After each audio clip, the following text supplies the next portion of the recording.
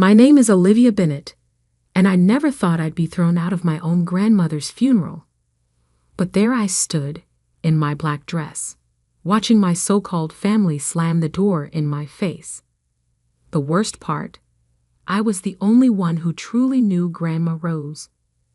Growing up, I was always different from the rest of the Bennetts.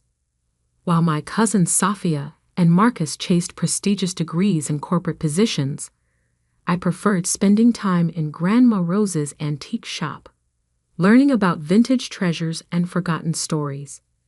"You have an eye for value, Olivia," Grandma would say, teaching me how to identify genuine artifacts from replicas. Not everything that glitters is gold, and not everything valuable shines. My parents never understood our bond. "You're wasting your time with old junk," my mother would scoff. "Look at Sophia, already a junior executive at 25, and Marcus with his MBA from Harvard." But Grandma Rose saw something in me that nobody else did. While my family measured success in degrees and bank accounts, she taught me about legacy, integrity, and the true meaning of wealth. The Bennetts weren't always about corporate ladders and stock portfolios, she'd tell me, her eyes twinkling. We built our fortune by understanding value, real value, in things others overlooked. I didn't know then that those lessons would become my greatest inheritance. The day Grandma Rose passed, something in my family changed. The thin veneer of civility cracked, revealing the ugly greed beneath. They couldn't even wait until after the funeral to start fighting over her estate. The antique shop must be worth millions, Sophie declared during the wake, her voice carrying across the funeral home. "All those rare pieces she's collected over the years." Marcus nodded, already calculating. The real estate alone in downtown Boston, prime location. We could sell it to developers. I stood in the corner, my heart breaking. They saw dollar signs where I saw memories. Each piece in that shop had a story, a history that Grandma Rose had carefully preserved. The funeral was a spectacle of false grief. My Uncle Thomas, who hadn't visited Grandma in years, suddenly couldn't stop crying about his beloved mother. Aunt Patricia, who once called Grandma Rose an embarrassing relic, now praised her traditional values. I sat in the back row alone. When I tried to say a few words about Grandma, Sophia cut me off. "We don't need to hear from the shop girl," she sneered. "This is for real family." Real family. As if spending every weekend for the past 15 years helping Grandma in the shop, listening to her stories, learning her craft, meant nothing. After the service, I headed to Grandma's house. Our Sunday tradition was to have tea in her library. But when I reached for the door, my mother blocked my path. "Where do you think you're going?" she demanded. "This isn't your home anymore." "I just want to," I started, but Uncle Thomas interrupted. "Get-out," he roared. "You don't deserve to be here. You're not even a real Bennett, just some charity case Rose felt sorry for." The words stung, but not as much as watching my family nod in agreement. Even my father remained silent, avoiding my eyes. Grandma Rose was the only real family I had anyway, I said quietly, turning away from their hateful stares. Sophia's laughter followed me down the steps. "Enjoy going back to your little shop job. Some of us have real careers to manage." They had no idea that Grandma's shop cleared 7 figures monthly in online rare antique sales. She had modernized the business years ago, building a global clientele while maintaining the quaint storefront as a cover. But I kept that knowledge to myself, just as Grandma had taught me. 2 days later, Mr. Harrison, Grandma's lawyer for over 30 years, called an emergency meeting to read the will. The entire family gathered in his mahogany-paneled office, already dividing the spoils in their minds. I almost didn't go, but something in Mr. Harrison's voice when he called, a hint of satisfaction, made me curious. I arrived last, taking a seat near the door. Sophia and Marcus sat front and center, while my parents and aunts and uncles filled the expensive leather chairs. The tension in the room was thick enough to cut with a knife. Mr. Harrison cleared his throat, adjusting his wire-rimmed glasses. "Before we begin, Mrs. Bennet," Rose left specific instructions about the reading of her will. He pulled out an envelope, sealed with dark red wax bearing Grandma's distinctive R insignia. She asked that I read this letter first. The room fell silent as he broke the seal. "My dearest family, if you're hearing this, I've finally taken my last antiquing trip. Don't waste money on an elaborate funeral. We both know most of you are only there to ensure your place in this will." Sophia shifted uncomfortably in her seat. "For years, I've watched this family forget what truly matters. You've replaced values with valuations, character with careers. You've become so focused on status that you've lost sight of substance. But one person remembered. One person understood what I was trying to preserve wasn't just a collection of antiques, but a legacy of understanding true worth." My heart pounded as Mr. Harrison continued reading. "To my family who measures success in dollars, congratulations. You're about to learn exactly how much you've lost." He set down the letter and picked up the will itself. The room held its breath. "To Sophia Bennet, Marcus Bennet, and all other grandchildren except Olivia, I leave the sum of $1 each." The explosion was immediate. Sophia jumped to her feet, her face red with rage. Marcus started shouting about contesting the will, but Mr. Harrison wasn't finished. "To my children, Thomas, Patricia, James, and Elizabeth, I leave my collection of family photographs so you can remember when you still knew the value of family." My father, James, slumped in his chair, while Uncle Thomas turned purple with fury. "This is a joke," Aunt Patricia screeched. "Where's the real will?" Mr. Harrison held up his hand for silence. And finally, every head turned toward him. "To my beloved granddaughter Olivia, who understood that true wealth isn't measured in bank accounts, but in the richness of character, I leave the entirety of my estate, including but not limited to Bennet Antiques International, all associated real estate holdings, my personal collection, and all business interests under the Bennet Group umbrella." The room exploded into chaos, but I barely heard them. My eyes were fixed on the next line Mr. Harrison was reading. "Current total valuation, $4.8 billion. I felt the blood drain from my face as the number registered. Billion. With a B. "This is impossible," Sophia screamed. She ran a dusty antique shop. Mr. Harrison smiled for the first time. Actually, Mrs. Rose Bennet was one of the most successful international antiquities dealers in the world. The shop was just the tip of the iceberg. He turned to me. "Miss Olivia, your grandmother left instructions to meet privately to discuss the full extent of your inheritance. Shall we say tomorrow morning?" I nodded, still unable to speak. As I stood to leave, my mother grabbed my arm. "Olivia, sweetheart, we need to talk about this as a family." I gently removed her hand. "Family? You threw me out of her funeral 2 days ago. Remember?" The look of desperate calculation in her eyes made me sick. I turned to Mr. Harrison. "Is there anything else for today?" He shook his head. "The rest can wait until tomorrow." As I walked to the door, I heard Sophia's shrill voice. "This isn't over. We'll contest it. I paused, my hand on the doorknob, and looked back at my family. These strangers who shared my blood, but had never shared my heart. Grandma Rose always said the true value of something isn't in its price tag, but in how much you're willing to invest in understanding it. I met each of their eyes. You never took the time to understand her. Or me. The door clicked shut behind me, leaving them with nothing but the echo of their own greed.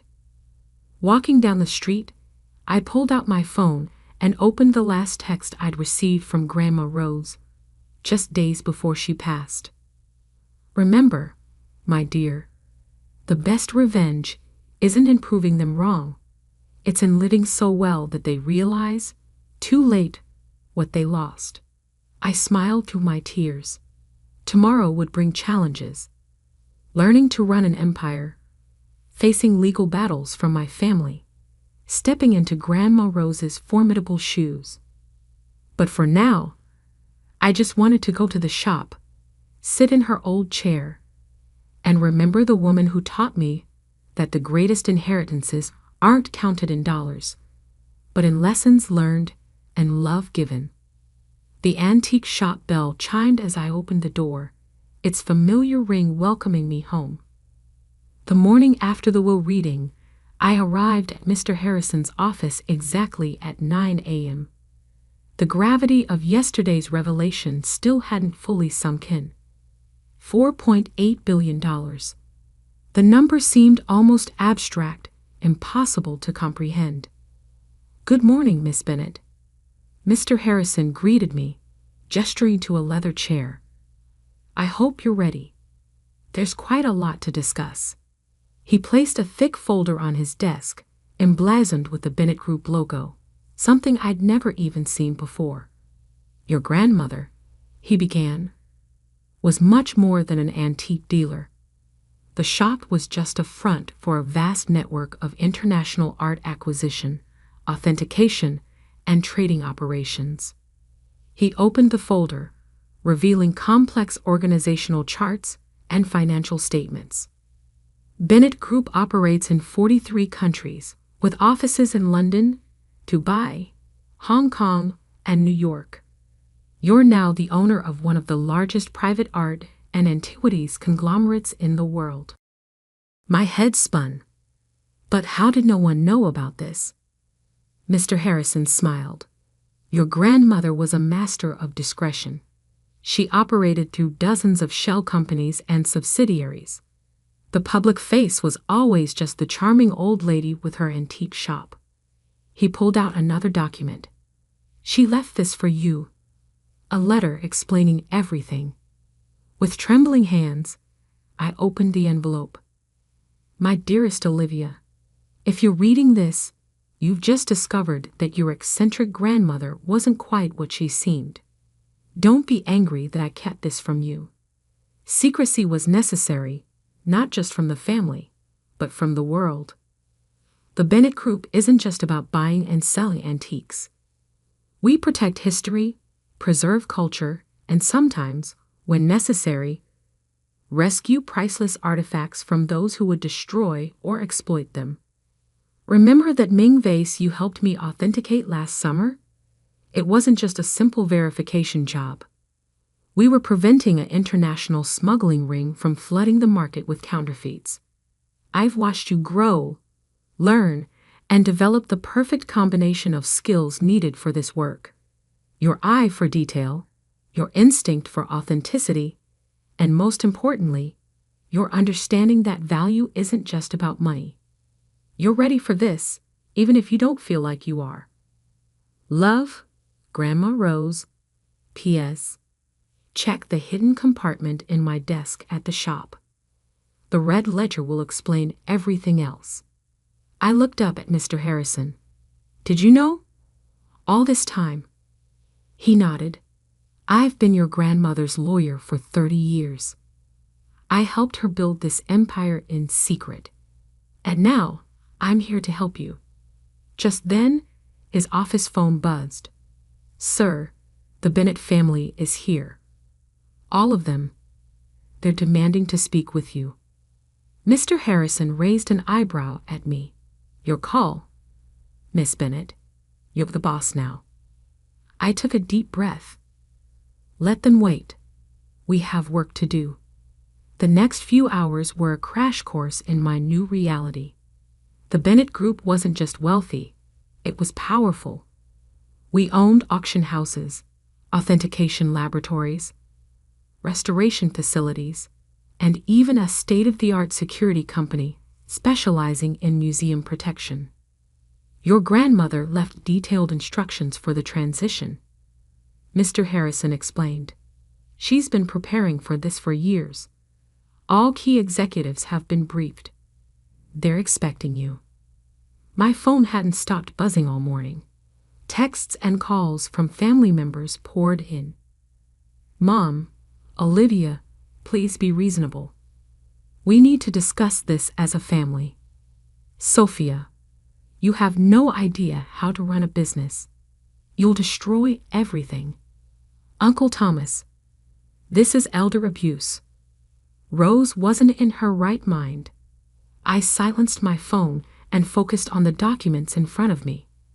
That's when I noticed something interesting in the financial statements. "Mr. Harrison, these numbers. Sophia's company, Bennett Tech Solutions. We own 60% of it." He smiled. "Your grandmother was quite strategic. She's been quietly acquiring controlling interests in all your cousin's businesses over the past decade. They just never knew who the real investor was." I sat back, stunned. So you now control not just the Bennett Group, but also majority stakes in Bennett Tech Solutions, Marcus's investment firm, and your Uncle Thomas's real estate empire. The irony was almost too perfect. All those years they'd looked down on me for working in that dusty old shop. They'd actually been working for Grandma Rose, and now for me. A knock at the door interrupted us.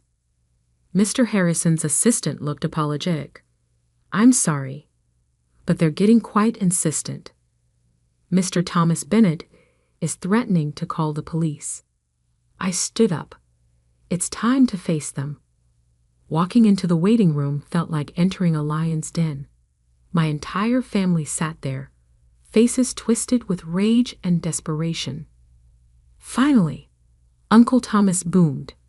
"This farce has gone on long enough." Sophia jumped up. "We've already called our lawyers. We're contesting the will on grounds of mental incompetency." I held up my hand for silence. The gesture, so reminiscent of Grandma Rose, actually made them pause. "Before you waste money on lawyers, there are some things you should know." I turned to Sophia. "Bennett Tech Solutions received $100 million in investment capital last year through Phoenix Ventures. Did you never wonder who was behind that fund?" Sophia's face went pale. "And Marcus, that mysterious angel investor who saved your firm during the market crash. That was Grandma Rose." Marcus sank into his chair. "Uncle Thomas, remember when you almost lost everything in 2020? Who do you think bought up your debt and negotiated with the banks?" The color drained from his face as realization dawned. Grandma Rose didn't just leave me an antique shop. She left me controlling interest in everything, including your companies. The silence was deafening. My mother stepped forward, her voice honey-sweet. "Darling, this is exactly why we need to handle this as a family. You need our help to manage all this." I met her eyes. "Like you helped me at the funeral? Or when you threw me out of Grandma's house?" "We were emotional," she pleaded. "You have to understand." "I understand perfectly. You thought I was worthless because I didn't fit your definition of success. Now that I control the purse strings, suddenly I'm family again?" I picked up my bag and headed for the door. "Mr. Harrison will be in touch with your respective boards of directors. I suggest you all focus on running your companies well. I'd hate to have to make any management changes "You can't do this," Safia shrieked. "You don't know the first thing about business." I paused at the door. "No, I helped build a billion-dollar empire right under your noses, and none of you even noticed. Imagine what I can do now that I don't have to hide." The door closed on their stunned faces. Outside, my phone buzzed with a text from an unknown number. Opening it revealed a photo. Grandma Rose standing in front of an impressive building in London. Another text followed. "Welcome to Bennett Group HQ, Miss Bennett. The executive team is ready for you whenever you'd like to begin." I smiled, remembering all those lessons in the shop, all those hours learning about authenticity and value. Grandma Rose hadn't just been teaching me about antiques. She'd been preparing me for this moment. Time to show the world what the real Olivia Bennett could do. The first 6 months leading the Bennett Group taught me more than a decade of working in the antique shop. Though I now understood that every lesson Grandma Rose had given me was preparation for this moment. My first day at the London headquarters was surreal. The quaint antique dealer had run her empire from a stunning Victorian building in Mayfair, its austere exterior hiding ultra-modern offices within. Julia Chen, Grandma's executive assistant for 20 years, met me at the door. "Miss Bennett," she smiled warmly, "Rose told us you'd be ready." The executive team gathered in the boardroom, seasoned professionals who'd helped build this empire from the shadows. They'd all been briefed years ago about the succession plan. While my family saw me as the shop girl, these people had been prepared to accept me as their new leader. "Your grandmother left detailed briefings about every aspect of the operation," Julia explained, handling me a sleek tablet, "including contingency plans for your family's likely reactions." I scrolled through the files, amazed at Grandma Rose's foresight. She'd anticipated everything, from Safia's legal challenges to Uncle Thomas's attempts to undermine my authority. The first test came sooner than expected. Sophia, true to form, tried to orchestrate a hostile takeover of Bennett Tech Solutions, attempting to dilute the company's stock to reduce my controlling interest. I let her make her moves. Then in one board meeting, I revealed that Bennett Group owned not just 60% of her company's shares, but also held the patents to their core technology. Patents Grandma Rose had quietly acquired years ago. "You see, Safia," I said calmly as she sat there, face ashen. "While you were mocking me for working in a dusty old shop, I was learning how to authenticate not just antiques, but the true value of everything, including intellectual property." Marcus tried a different approach. He showed up at my office one morning, all smiles and reconciliation. "Come on, Olivia," he cajoled. "We're family. We should be working together. I could help you manage all this. It's what I went to Harvard for, remember?" I pulled out his firm's latest financial reports. "You mean like how you managed to lose $40 million in bad investments last quarter? The only reason your firm survived was Grandma Rose's safety nets." He left without another word. The real changes began 3 months in. I started consolidating the Bennett Group's scattered operations, bringing our various enterprises under a more cohesive structure. The antique shop remained our public face, but I expanded our authentication services, leveraging our expertise and technology. We launched a new division specializing in digital authentication of art and antiquities using blockchain technology, something Grandma Rose had been quietly developing before she passed. The market response was overwhelming. One morning, Julia brought me the Financial Times. There on the front page, "Bennett Group emerges from shadows, the secret giant of the art world." The article revealed the true scope of our operations to the public for the first time. By evening, our stock had jumped 30%. My phone exploded with messages from family members who'd previously sworn never to speak to me again. Mother, darling, we're so proud of you. When can we discuss my role in the company? Uncle Thomas, blood is thicker than water, Olivia. Let's talk about synergies between our businesses. I archived their messages without replying. Instead, I focused on building something new. The Bennett Authentication Institute opened its doors 6 months after I took over, a state-of-the-art facility combining traditional expertise with cutting-edge technology. We offered training programs for aspiring authenticators, scholarships for art history students, and resources for museums and collectors. The real satisfaction came from the small victories, like when Sophia's company lost a major contract because their patents were suddenly under review by Bennett Group's legal team, or when Marcus's firm had to publicly disclose that their major investor, us, was pulling out, triggering a stock price plunge. I didn't do it out of spite. Every move was strategically sound, designed to strengthen the Bennett Group's position.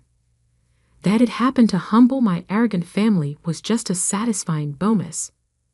1 year to the day after Grandma Rose's funeral, I stood in the antique shop, now restored to its former glory. While we'd expanded globally, I kept this place exactly as it had been, the heart of our empire, hiding in plain sight. The bell chimed as the door opened. My mother walked in, looking older and tired. The prodigal mother returns, I said, not looking up from the ledger I was reviewing. Olivia, please. Her voice cracked. We were wrong. I was wrong. I know an apology isn't enough, but... You're right. I cut her off. It isn't. Finally, I looked at her. Do you know what Grandma Rose told me the day before she died? She said, Olivia, success isn't about proving them wrong. It's about proving yourself right. I closed the ledger. I'm not angry anymore, Mom. I'm just done. You all showed me exactly who you were at the funeral. Money didn't change you. It revealed you. We can change, she pleaded. Give us a chance. I smiled, feeling a weight lift from my shoulders. You don't need my money to change. If you really want to prove you've learned something, go build something of your own. That's what I did. After she left, I went up to Grandma's old office, my office now. The hidden compartment in her desk still held secrets she'd wanted me to find. Letters, photographs, journals documenting the real history of the Bennett Group. One photo caught my eye. Grandma Rose as a young woman, standing in front of the shop on opening day. She looked so much like me. That same determined glint in her eye. My phone buzzed. Julia with updates about our latest acquisition. Bennett Group was now worth close to $7 billion. The shop's bell chimed again downstairs, probably another customer looking for hidden treasures. I smiled, remembering how it all started. The family that threw me out had thought the antique shop was nothing. They never understood that real value isn't always visible on the surface. Sometimes the greatest treasures are the ones others overlook. Grandma Rose had built an empire by understanding that. Now it was my turn to carry that legacy forward, on my own terms. The shop's bell chimed again. Time to get back to work. After all, there were still so many treasures waiting to be discovered, so many stories waiting to be told. And this time, I was writing my own story. The next week, I received an invitation to speak at Harvard Business School. The topic? Hidden Empires, the art of building success in plain sight. I thought about declining, but then I remembered Grandma Rose's words. Sometimes the best revenge is showing them exactly what they missed. I accepted the invitation.